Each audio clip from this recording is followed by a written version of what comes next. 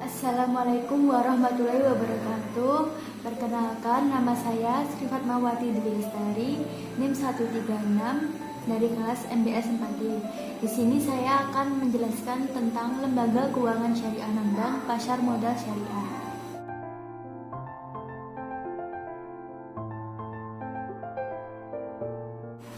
Pasar modal menurut Undang-Undang Nomor 8 Tahun 1995 tentang Undang-Undang Pasar Modal, yaitu kegiatan yang bersangkutan dengan penawaran umum dan perdagangan efek perusahaan publik yang berkaitan dengan efek yang diterbitkannya serta lembaga profesi yang berkaitan dengan efek. Sedangkan pasar modal syariah yaitu pasar modal yang menerapkan prinsip-prinsip syariah dalam kegiatan transaksinya dan terbebas dari hal yang dilarang seperti riba, perjudian, dan spekulasi.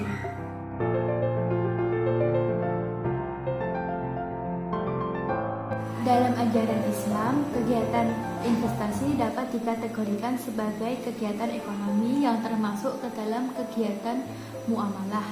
Landasan hukum dari pasar modal syariah yaitu Peraturan Bapepam dan LK nomor 9A.13 tentang penerbitan efek syariah.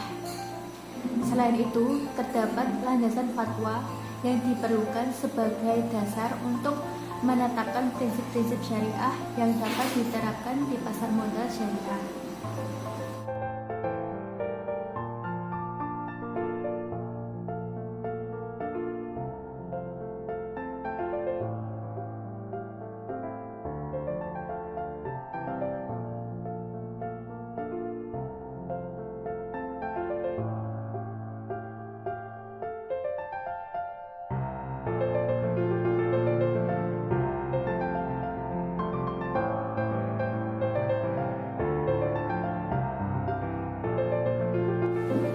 Fungsi dari keberadaan pasar modal syariah yaitu yang pertama, memungkinkan masyarakat berpartisipasi dalam kegiatan bisnis dengan memperoleh bagian dari keuntungan dan resikonya.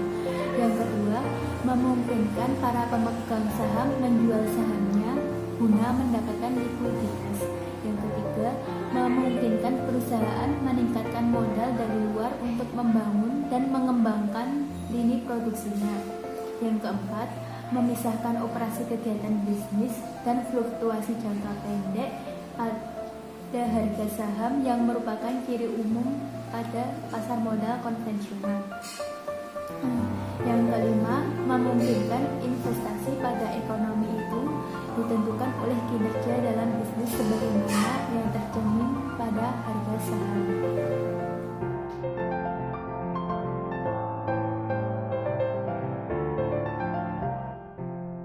Karakteristik pasar modal syariah. Ada beberapa karakteristik yang diperlukan dalam membentuk pasar modal syariah, yaitu sebagai berikut. Yang pertama, semua saham harus diperjualbelikan pada bursa efek. Yang kedua, bursa efek perlu mempersiapkan pasca perdagangan yang sahamnya dapat diperjualbelikan melalui pialang.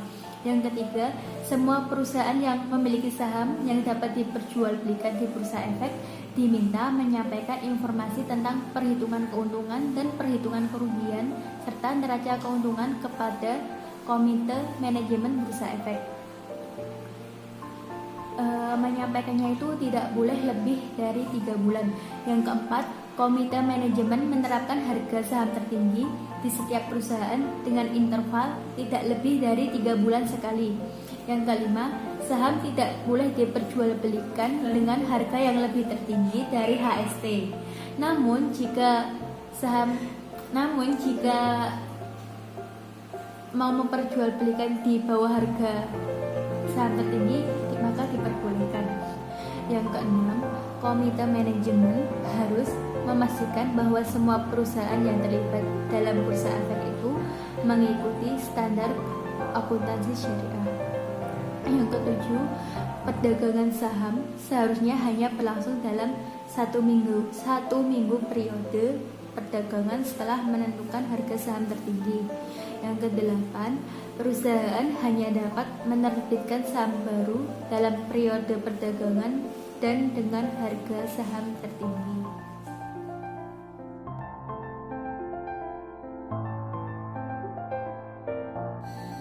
Pasar modal syariah. Kegiatan pembiayaan dan investasi keuangan menurut syariah pada prinsipnya adalah kegiatan yang dilakukan oleh pemilik harta, investor terhadap pemilik usaha atau emiten untuk memberdayakan pemilik usaha dalam melakukan kegiatan usaha yang pemilik harta atau investor berharap untuk memperoleh manfaat tertentu.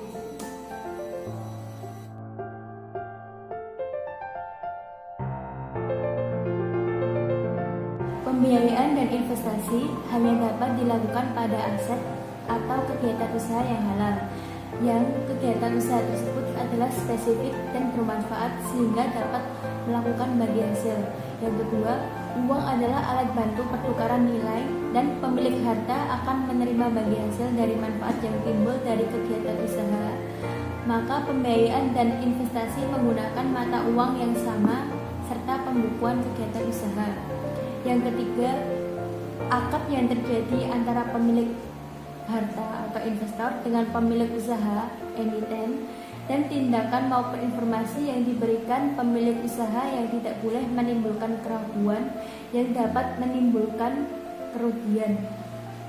Yang keempat, investor dan pemilik usaha atau emiten tidak boleh mengambil risiko yang melebihi kemampuan karena dapat menyebabkan kerugian.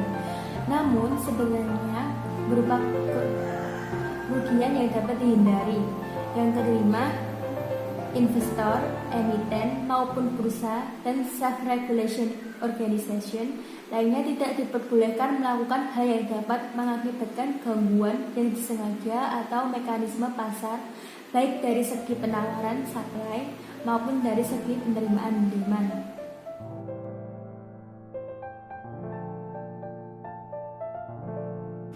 Produk atau instrumen yang ada di pasar modal syariah tidak jauh beda dengan produk di pasar modal konvensional. Produk-produk tersebut antara lain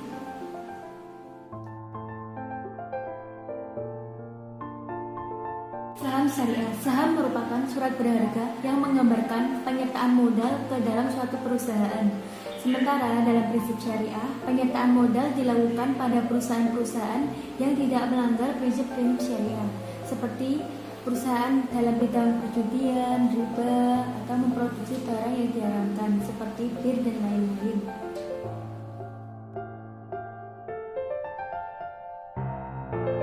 Obligasi syariah. Obligasi dalam syariah biasa disebut dengan sukuk.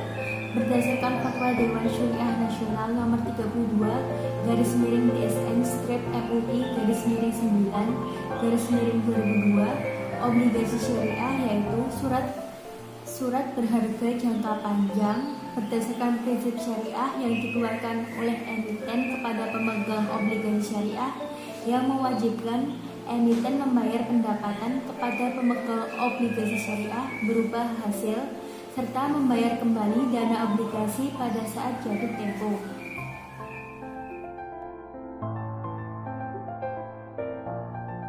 Reksadana syariah. Reksadana syariah merupakan reksadana yang mengalokasikan seluruh dana atau portofolio ke dalam instrumen syariah, seperti saham-saham yang tergabung dalam Jakarta Islamic Index, obligasi syariah, dan berbagai instrumen keuangan syariah lainnya. Selain itu, reksadana yang merupakan salah satu alternatif bagi masyarakat pemodal, khususnya pemodal kecil dan pemodal yang tidak memiliki banyak waktu dan keahlian untuk menghitung risiko atas investasi mereka. Reksadana dirancang sebagai sarana untuk menghimpun dana dari masyarakat yang memiliki modal, mempunyai keinginan untuk melakukan investasi, namun hanya memiliki waktu dan pengetahuan yang terbatas.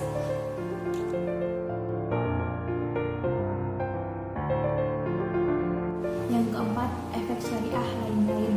Selain saham, sukuk, dan reksadana syariah, terdapat efek lainnya yang berpotensi untuk diterbitkan berdasarkan prinsip syariah.